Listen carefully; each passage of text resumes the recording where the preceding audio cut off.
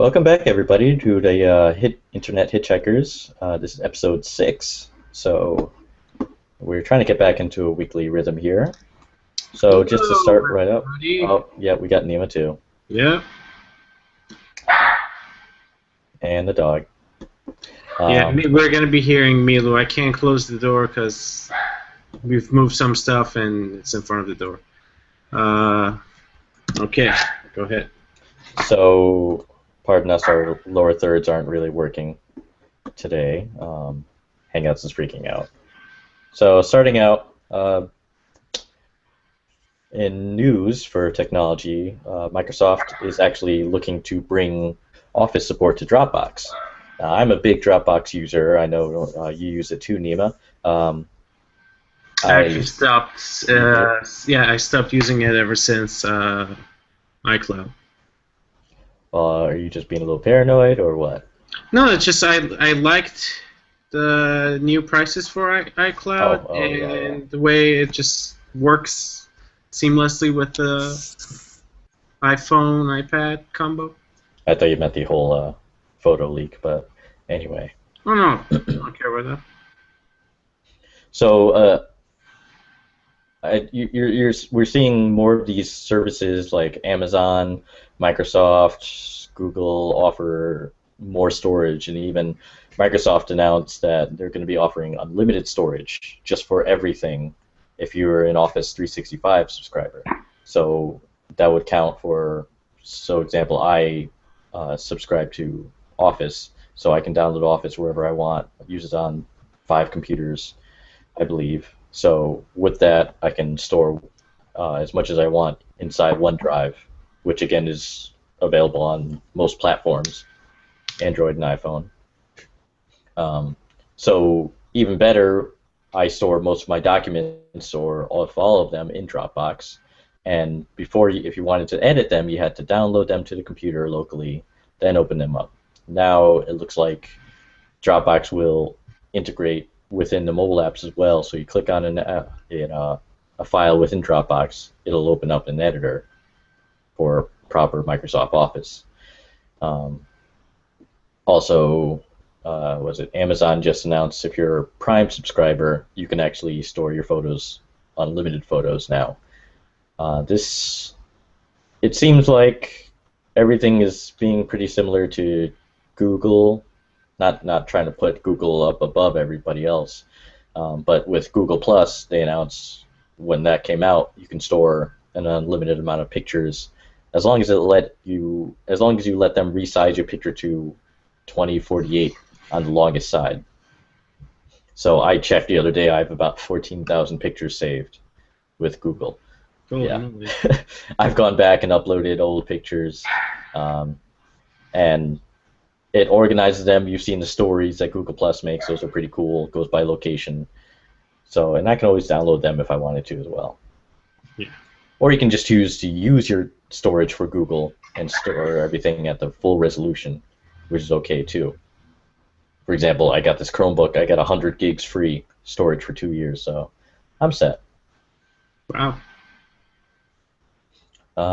So what's your opinion? We'll go to Tim Cook after this. What's your opinion on Christian Bale and Steve Jobs? I read Steve Jobs' autobiography, so I'm very into. I'm kind of, I can say it. I'm kind of obsessed with Steve Jobs, and I don't know a single actor who I can think of as Steve Jobs. Really, the only one I can think of who played him in Pirates of Silicon Valley. I maybe saw half of that when I was a little kid. Hold on, I'm checking it. But then Ashton Kutcher was him in the latest movie, and then there was another one, right? Oh, by the way, I don't know how. Okay. So Christian Bale exits Steve Jobs movie? Yes. Oh. Oh, that's news to you? Oh yeah, I just knew he was going to be Steve Jobs. Oh, that's perfect. I never saw him as Steve Jobs. He's too badass to be Steve Jobs. Okay, okay. Let's just change the subject. Go back to Christian Bale. I didn't hear about him exiting, but yeah, I didn't see him as Steve Jobs the same way I don't see him as Moses. He's playing Moses in the new, what I forgot the name of the movie, new Moses movie. But um, the thing with Steve Jobs is he there's parts of that book where I listened to the audiobook where you read it and you're like, really?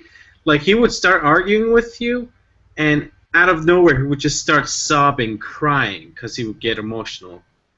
Hmm. So, in reading stuff like that, I didn't like Christian Bale as Steve Jobs. So thank God he's not going to be Steve Jobs. And Ashton Kutcher looked a lot like young Steve Jobs in the Jobs movie. But he did a perfect job with his walk. He walked just like Steve Jobs, like slanting forward, walking slowly. But it's just I can't see anyone playing him really, other than like I said, the guy who I was gonna check that Pirates of Silicon Valley, which was, bear with me,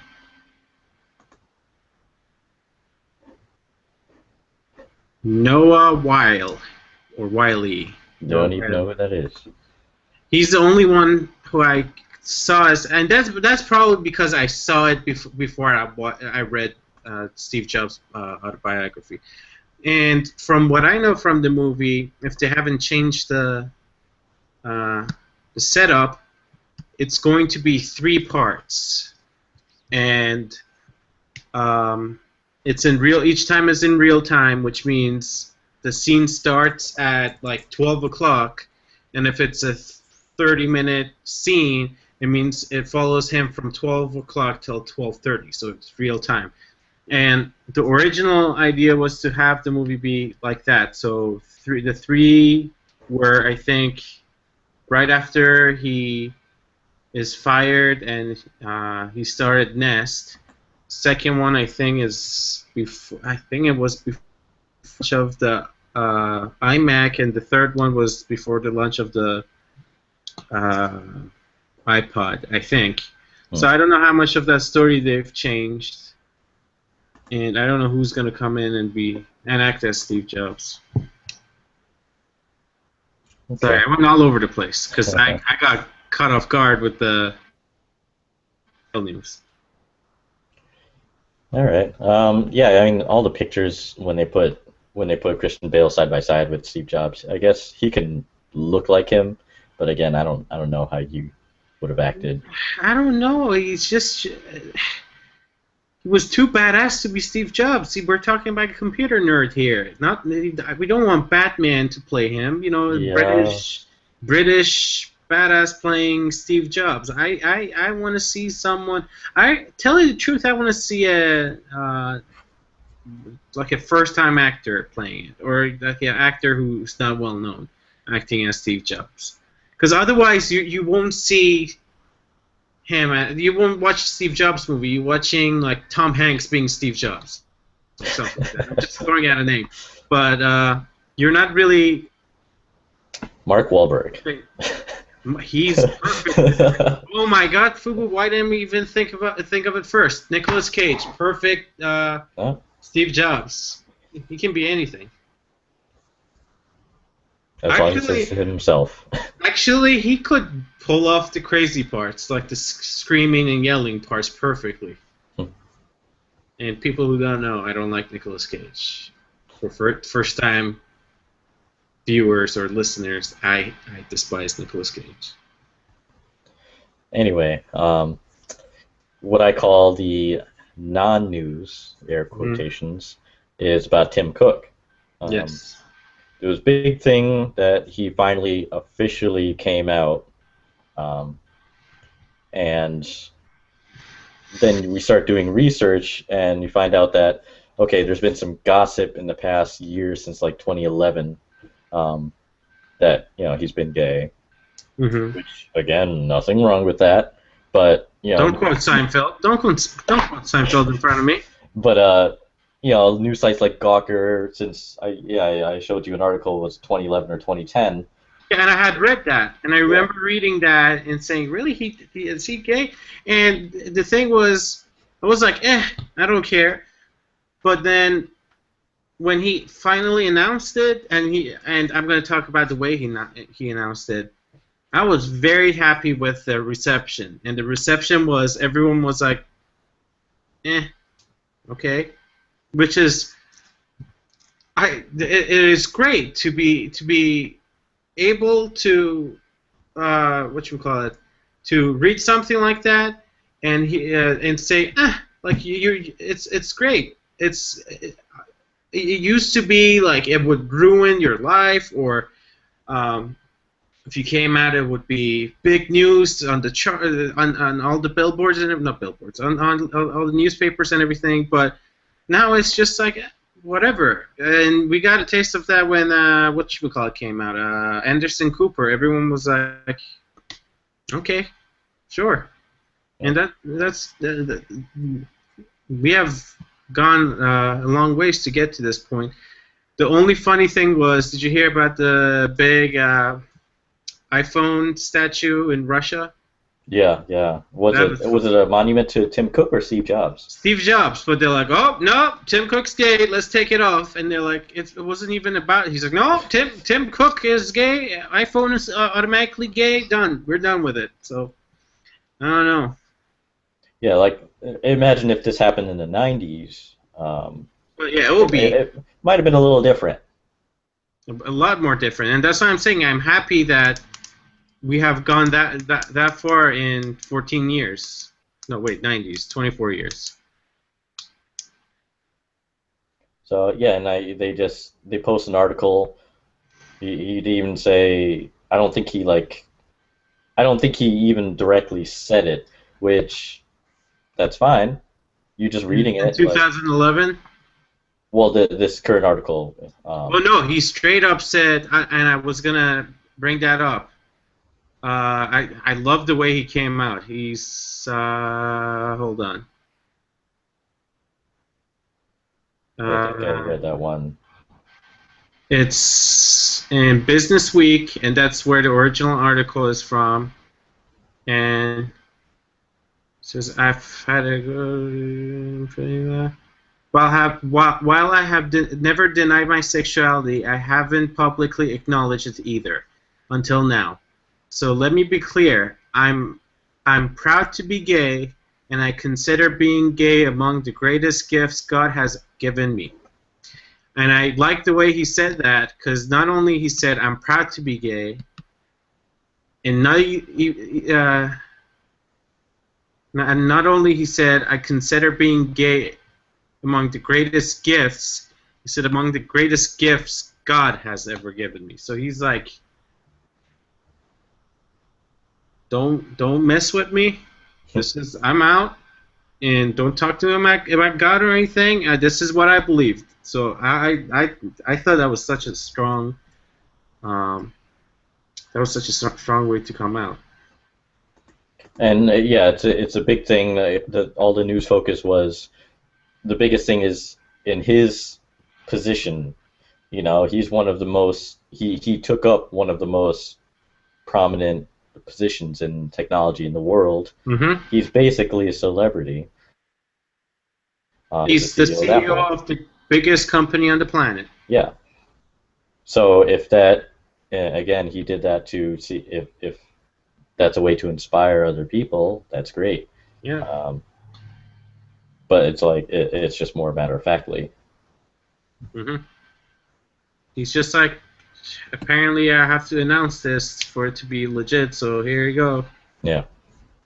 It's not for me. It's for you. Because he said it in the article. He's like, all my colleagues and coworkers and all of them knew for years. So I'm just saying this just to make sure everyone knows. There's no reason for him to do that. It's just he's like, I've never been public about it, so I guess I'll let you know. All right. So that's the end of the non-news, and Mm-hmm. we're not going to make a big fuss about it. Um, Going back to last week about my currency rant, Oh boy. the if you for people who don't remember, currency is just a rival payment system that a whole bunch of retailers like Target, Best Buy, CVS, Rite Aid are going to be using, which is it links directly to your bank account. My big thing was they turned off NFC and um, in these particular retailers to block Apple Pay and Google Wallet. However, new news say that this wasn't it. This was an exclusive deal, but it looks like it's not going to last for years, just a few months to let currency spread out and get some breathing room. So it's actually looks a little better to see if it looks better to, for NFC. It might actually be back like early next year. We don't know, but it's not gone forever, which makes me feel better because I mean, you knew it wasn't going to be gone forever. you don't know that. You don't know. Mm. And there's a CVS right down from the apartment now, and I'm probably consciously not going to go there till they enable NFC unless I need to get something very quick. But I'm not going to if I need to casually get something like some candy or something, I'm going to go somewhere else Hmm. because they're Just because of NFC. I was You'd another rather drive another 5 minutes than to not be able to use yeah, Google. I was listening to a podcast. They said like in a way to punish them is to make them to get American Express because apparently those are the biggest credit card fees for the retailer. So punish them by making them pay more or just not shop there. I don't care about protesting that much because I know today's voting day, so I know Mm. there's always the whole thing like, oh, one person makes a difference.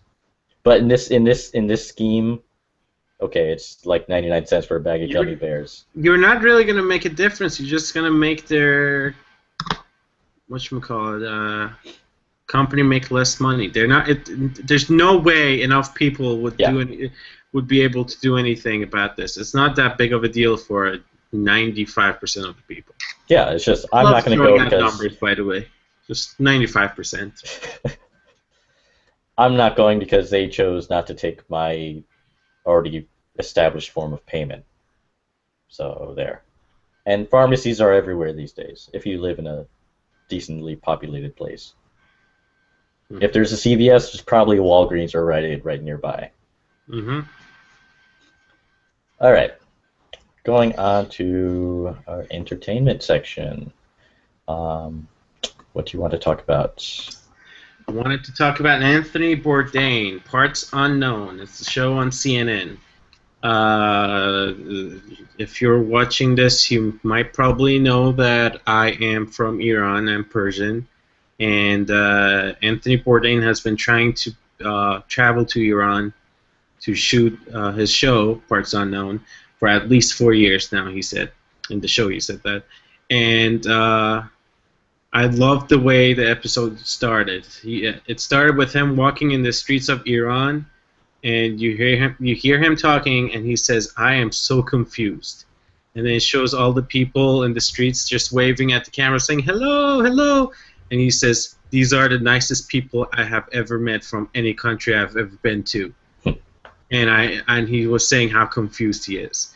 And I also love the fact that usually what he does, he goes to a lot of restaurants. Every once in a while, he goes to someone's house, and they talk about their traditional cuisine and everything.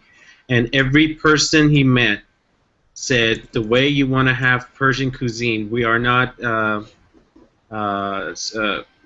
country that has a lot of takeout food, or we don't eat out a lot. We are very home cooking based. They were talking about, if you want to have good Persian food, you eat it at people's houses. There's not that many Persian food restaurants in Iran because everyone cooks, and it's the land of secret recipes they were talking about, which is very true. Everyone, every mom, every grandma, every husband, every father has their own secret recipe. I have my own secret recipes. My mom has her own secret recipes, and he's eating all this food that we have been making for years. Iran is over 2,000 years old, so he's eating food that's thousands of years old, or the recipes that are thousands of years old. And if you get a chance, find it online. It was on TV on Sunday, I believe, to 9 o'clock, November 2nd. And if you get a chance, go online, find the episode, and watch it. It's very eye-opening about the people of Iran and how misunderstood they are. November 2nd? Yeah. Okay. It was on. I said it's already been on. Okay. Yes, Okay. that's why I said go online, find it, not go on TV watch it, because it was already on. Okay. Cool stuff. Next up, going to talk about some video games. Hey, one viewer, welcome. Is that one viewer, or like last week it's you on YouTube? You're like, oops. No, it's not. It's not me on YouTube this time, because I like to see how I look. Because looking at myself in Hangouts already, yeah. Anyway, I said I would talk about Destiny. It came out September 19th, and I got it primarily because Bungie was making it. Mm-hmm. So it's a shooter. A lot of people would compare it to, it has a feeling of between, I'd say, Call of Duty, if anything, not Halo. A lot of people compared it to Halo just because Bungie made it. It takes place in the future, like, society collapsed and everything, and you're trying to rebuild. I won't go through all the story, but basically, I got bored with it after about 2 months, which is pretty bad. I was really bent on it being my next awesome game, because Halo, the whole Halo series, I love. I love Mass Effect, and those are probably the two best game series I've ever played. Mm-hmm. And I was hoping Destiny would be, but it's not. So I'm not a gamer, and I don't play a lot of games, but because I talked about Destiny a lot, I watched a lot of online videos. I went through a lot of reviews and everything, and from what I understood and what I saw in all these videos was every level was the same formula. The little Peter, what's his name? Peter what? The robot, the little tiny cube robot, the guy from Game of Thrones. Peter Dinklage. Dinklage.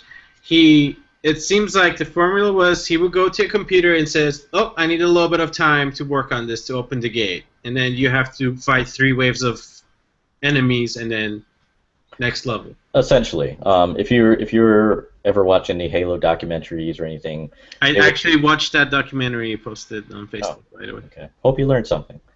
I did. I knew nothing about Halo, so yes. Every single sentence was something I learned.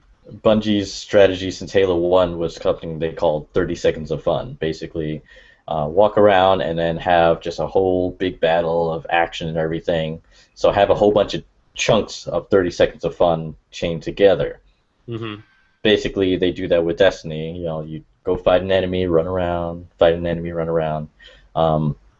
The thing is, I'm all about single player, all about story in games. That's why I played Halo 1 over and over again. It wasn't online, but I just played the campaign. Mm-hmm. With Destiny, there's barely any story there. You don't know exactly why you're there. Then you travel to a bunch of planets, and you do missions over and over. You don't exactly know why you're doing them. You don't know who exactly you're fighting. They're called the Darkness. There's different races, but why are they there? And then by the time you end, you don't know what just happened. And you can still go explore. You can still do missions, since it's basically a RPG. Do you think that they did that on purpose so they can say, "Oh, that was like episode 2. Here's the prequel"? Now that's the thing. Since it's Bungie and their universe they made with Halo was so big that Microsoft bought back Halo and is still expanding upon it. So I'm thinking either Bungie has something super epic planned Hmm. because they have a 10-year deal with Activision to publish Destiny. So Hmm. they have something planned for far out, or they messed up. Hmm. So I mean, you I can't don't always know. get it right, you know. No, no, and that's the thing. This is their first. They've been developing Halo since like 1998 or 97, and they finally stopped in 2011 or 2010, I think. So more than 10 years working on one franchise, Hmm. and our one viewer's gone. So Um, wait, is Halo done? Bungie does not own Halo Hold anymore. on, I lost your audio. Say it again. Bungie doesn't own Halo anymore. Say that one more time. So Bungie, they sold Halo back to Microsoft. Okay, I lost your audio. I think you have a bad mic We have headset. no audio. Um, Mission control. We have no audio. Hold on.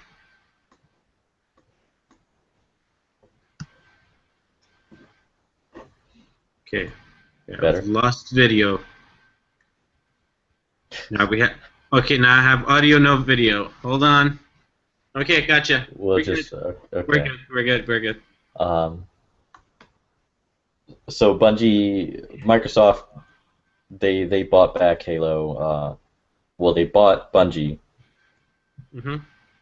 No, they were working with Bungie since 2000 to work on Halo, and then finally they bought Halo after Halo Reach, which was I Mhm. think 2010. Yeah. So after that, Microsoft actually owns Halo themselves. Bungie has nothing to do with Halo anymore, and they've been making everything else. Halo 4 and beyond has been just Microsoft. They Mhm. actually they spun off their own division just dedicated to Halo, which is how much they want to invest in it. Um, so anyway, yeah, Destiny Mhm. got boring, and there's lack of story, and the rest of the stuff is almost focused on multiplayer, which I can play multiplayer, but I didn't buy the game for that. Yeah. You're very. I feel like you like Halo because of its story. Yeah, As much as you like the gameplay, you also love the story that goes with it. yeah. So I don't know what they're planning. Expansion pack comes out next month, in about a month. We'll see. What I also don't like is Sony has some exclusives, so there's going to be some exclusive missions Mhm. that they will have only up until August, next August. Mhm. So as an Xbox person, I'm quite offended. No. So speaking of Bungie, next up is Master Chief Collection, Halo Master Chief Collection, which I believe I've mentioned before. That's finally coming out next week, which includes Halo 1 Anniversary, the remastered version, Halo 2 Anniversary, because it will be the 10-year anniversary of that game, Mhm. Halo 3, and Halo 4. Includes all the missions, all the multiplayer maps, included with every version of the game. Um, Also has access for the Halo 5 multiplayer beta, Mhm. which comes out end of December. Also has access to a live action series for Halo, which is a prelude to Halo 5. So it'll be actual live people in a television series format, as well as they're working on another series, I think produced by Steven Spielberg, or was it Ridley Scott, next year. Mhm. Uh, and yeah, and it has about, what does it say, about 40 achievements to complete. So I'm going to be playing that basically up until Halo 5, which won't be for another year. Oh boy. Yeah. So if you want to catch me online, get an Xbox One, get the Halo Master Chief Collection. Um, and yeah, because I can totally play a 14-year-old game over and over again. Well, I don't know. Didn't that documentary said that they're upgrading 6 of the maps in Halo 2 so it looks better? Well, since you asked the question, I can go more in depth now. Oh, Um, no, no, we're out of time today. It's uh, been a great day. no, so what the great part is, the first time a few years ago when they came out with Master Chief Collection with Halo Anniversary, it was only the campaign that was remastered. So now they're bringing all 4 games. They're leaving out a couple Halo games because they're not part of the Master Chief story. Um, but they're bringing the multiplayer from all 4 games into one game. So you can go play Halo 1 multiplayer online, which was never actually possible on the Xbox Hmm. online. And then they're remastering 6 Halo 2 maps and changing them a little bit, as well as you'll have Halo 3 and Halo 4 multiplayer. So this is basically bringing it up to a new generation. Think Nice. of it as like, one of the old movies you might love from the 70s. A lot of people may not have heard of it, but then they'll remaster it and put it in the movies again. It's basically like that. Okay. Or even better, when a pop star remixes a song and nobody knows who the original person is, and then Hmm. people actually go and research that. Yeah. So, Cool. and as you saw from the last thing, as you saw from the documentary, whether how much I like Bungie or not, if you are into games, if you are into consoles, you know that Halo actually helped revolutionize the console genre in terms of shooters and more. Yes. Um, so that's also why I liked it, because it just leapt the whole generation ahead. So moving on to apps. Were there any apps you wanted to talk about? Uh, I just have hold on, download Push Bullet. That's what I wanted to talk about. All So you right. want to talk about it now, or Yeah. okay? Push Bullet. You actually posted something on Facebook about it, and I am like, oh, I've never heard of it. It's not a new app. Apparently, they've done a lot of work on it, so it looks much. I mean, works and looks much better than before. And it's basically an app for communicating between your phone and your desktop. It's perfect for an iPhone because an iPhone it's made so you can seamlessly use it on your MacBook or iMac or whatever Apple product computer you're using, but it's much harder to do that um, on a PC. For example, like I said, this is my work phone, and I take a lot of pictures when I'm out, and when I want to send it to someone or I want to see it on the computer, I had to email it to myself, and that's how I viewed it on my computer. Now with Push Bullet, I just push bulleted to my PC. Just push it. I just push it, and it goes like a bullet to my computer. Oh wow. See what I did there? So it is it's made my life so much easier. So And you can send stuff to other people too, as you did yesterday, was it, or the day before? Sunday. yeah. So push bullet. If you get any deeper into it, you can set it up for subscription services. So if you have a little bit of coding skills, you can have like an website update you immediately when something happens. Right now, when we were talking maybe like 10 minutes ago, I have it where one of the Android sites I follow, Android Police, they have push bullet set up. So every time there's a new version of an app, of a Google app, they upload the application file to their site, and then I instantly get notified. So while we were talking, I just got a little notification pop up on my phone, iPhone, and Chrome OS, all saying there's a new version of an app, and I can just start downloading it. Well, good for you. Just rubbing it in. Go ahead. But anyways, you can subscribe to certain things. There's even channels where you can subscribe to.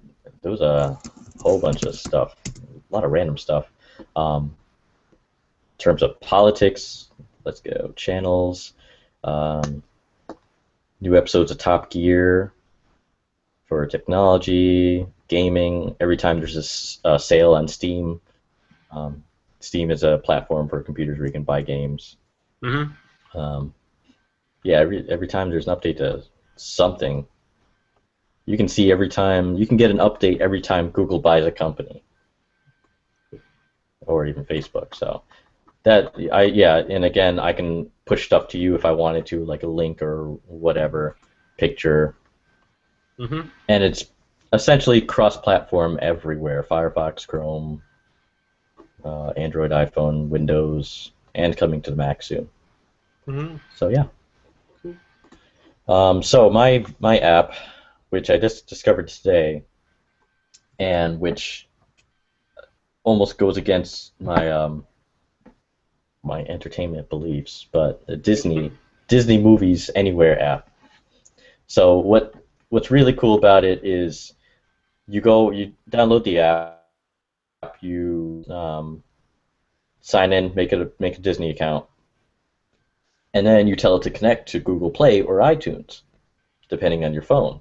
So I tested this on the iPhone and Android. So an Android connects to your Google account. You get a free. I just triggered Google on my phone. Um, Mm-hmm. for the first time you sign in, it asks you. Well, it tells you that you get a free version of Wreck-It Ralph, which is cool. That's cool. So the cool part is you're not just limited to Disney. So when you connect it to Google Play or iTunes, it downloads it in Google Play or iTunes. So you actually own that now. You don't have to go onto Disney.com just to watch that now. So I tested. I went into my Google Play Movies app, and I have Wreck-It Ralph right in there. Nice. And So wait, it's also in iTunes now too. they don't have the whole vault thing going on anymore? I was looking around. You can search by all these categories. You got the classic movies, animation, the Pixar movies. You can get Toy Story. I noticed one of the classic movies. It did say like in the vault. It might be Aladdin or something. Mm-hmm. I don't know how often this vault revolves around or whatever. But yeah, you can essentially get everything, also including the Marvel movies. There's a whole section for the Marvel Cinematic Universe, since Disney owns them. So And you in can get case, yeah, go ahead. you can get everything from Iron Man all the way up until Winter Soldier right now. And they also Wow, show that you can get Guardians of the Galaxy coming soon. well, that's cool. And in case you're watching this or listening to this and don't know what the vault is, Disney tends to put certain movies in the Disney vault, and they just don't sell it at that certain time. It's in the vault, which doesn't really exist. They just don't sell it, and uh, and every once in a while they announce, oh, here the vault is open for this movie, and now we're putting this other movie in the vault. So it's just a sales tactic that's been working for them. So that's why I asked about the digital movies. Yeah, so basically, if you're thinking of getting any kind of Disney movie, download the app first, then buy it through there. Mm-hmm. Unless some other place is having a sale, because you will be able to get it in iTunes and Google Play. Cool. And you don't need to buy separate versions. So again, I said I have Wreck-It Ralph on both platforms. Mm-hmm. Um, and then last thing, Google Fit. So of course, all these companies are announcing their fitness applications and platforms now. Mm-hmm. Microsoft just announced theirs. We've known about Google's platform since they announced it back in like July. So it's just another one where it's going to integrate Runkeeper, whole bunch of apps where you can just tell it, okay, I ran, here's my heart rate, I did this. You can add your weight history and everything. Right now it's pretty bare bones. All the Android Wear watches have had a form of Google Fit built in already, so it's really basic. It would just be a pedometer, and you can set a goal. But now it actually ties in with the phone application, and you can see your whole history, month view. I see a whole graph of the past like 7 days. I can see when I took my heart rate. You can add activities too, like walking, running, biking, normal stuff. So it's like health kit for iOS. Yeah, which I still haven't used. Yeah. But I'm hearing that you on both iOS and Android, there's not many apps that have it enabled right now. So I'm waiting for that. I think there's one application I even heard of on Android that can actually tie into Google Fit. Mm. So yeah. Nice. Any other? Ah, Jesus Christ! What happened? Okay, go. Sorry. Anything else you want to talk about? No. Oh yes. Since this happened, I don't know if it's just my phone or if it's iOS 8. Something's wrong with the audio on my phone. Like if I go on Instagram, it will show you the video and then no audio. So I turn it off, let it stay, and then like doesn't matter. It's just random times. It starts playing the audio. So, like a few minutes ago, I opened Instagram accidentally because I wanted to open whatchamacallit, Push Bullet, and Shobin, your wife, posted a lifting video, and it started playing. So I went out and went in Push Bullet, and then I went out, closed the phone, and then we're talking, and all of a sudden the audio from Shobin's video started playing. That's scary. Yeah. So it is, and it's not fun when you're meeting with someone, and then all of a sudden, video starts playing, especially if it's a podcast where they swear a lot. Does it happen if the volume's all the way down? Yeah, like right now, I even had the toggle switch on mute, and it still played it. It's been my iPhone's been acting weird. Like I downloaded one of my favorite games on PC. What's it? Machinarium. Oh, yeah. You know what game I'm talking about? Yep. And I just downloaded it today. I did make a mistake and accidentally downloaded the iPad game on my iPhone, but whoop-de-doo. I'll just go to my iPad and open it up there and install it on that. But I just wanted to start playing on this, see if it works. I'm guessing it would still work. It's just it's harder to deal with. But it's just, can you see? Like it doesn't matter what I click on, nothing will happen. So I don't know if problems. I'm having issues with this phone. So I haven't restarted it. Yeah, you should do that. I should probably do that. As somebody who has worked in the wireless industry, I say you should restart your phone. I completely forgot. The moment I put it down, I'm like, I should restart it. One thing I was going to say, I remembered just now, out of nowhere, that before we had that long break between our podcasts, I said that I was going to talk about 3D printing because you were saying you didn't really know how it worked. Yes. And I still have my notes from when I wrote the different types of 3D printing and everything, so I have to dig that up. So let's talk about that next week.